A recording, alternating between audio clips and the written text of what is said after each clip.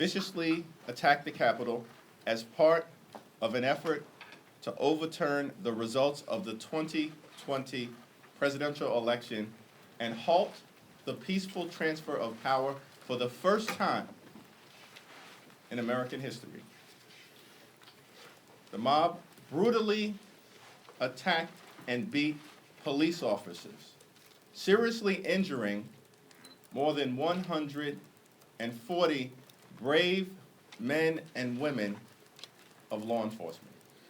It was an unprecedented assault on the American way of life, on the rule of law, and on the very fabric of our democracy. Donald Trump and House Republicans are now determined to whitewash that day that will always live in infamy. House Democrats will not let it happen. Not today, not tomorrow, not ever. Leader Jeffries was a hero on January 6th when he insisted that we go back to the floor and complete the counting of electoral college votes. And he's a hero again now as he opposes this absurd and ridiculous effort by the Republicans again to spread lies when the truth is completely known. It would be a lot better if they were proposing that we get together on a bipartisan basis to actually make some progress for America. For example, we could start by trying to restore 17 million people to Medicaid coverage who are about to be cut off because of their actions. But the president and the MAGA followers cannot stop returning to the scene of their crime. They already attempted a rewrite in the House Administration Committee in the last Congress when Mr. Loudermilk. And also for making sure that we never forget the heroism of the officers on January 6th and what they represented as we were seeking to count the electoral votes that day. Since the Civil War, what are the three most important dates in American history? December 7, 1941, September 11, and January 6. The last two, I didn't even have to give you the years because they are seared into our memories. And because we saw them with our own eyes. But now, Donald Trump has pardoned all the insurrectionists, telling the country whatever crime they commit, even if you kill somebody and it's in his name, you walk.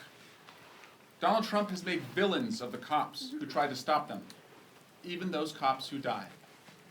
He's gone after those who have investigated him or helped impeach him over January 6th, and he's even forced the Smithsonian to whitewash and take his name off the January 6th impeachment exhibit. You know, it is so interesting that we stand here and we're talking about relitigating what has been litigated not once, but twice.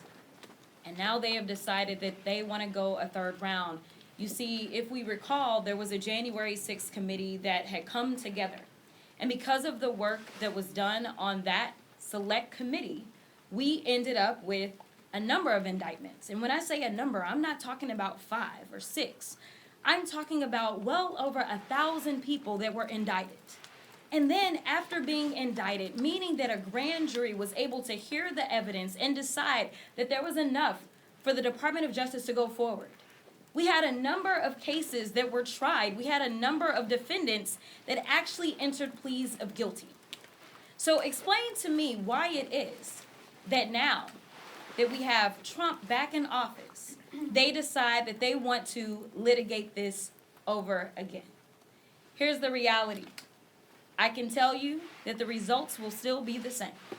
On that day, there was an attempt to tear apart our democracy brick by brick. In fact, they laid the foundation, unfortunately, for what we are experiencing right now. Because if those in power had done what they should have done, which was to go through with an impeachment conviction, none of us would be enduring what we are enduring now. But again, why now do we want to do this? I personally believe that this is about distractions and division. You see, the president doesn't want you to focus on things such as his involvement with the Epstein files. Thank you very much.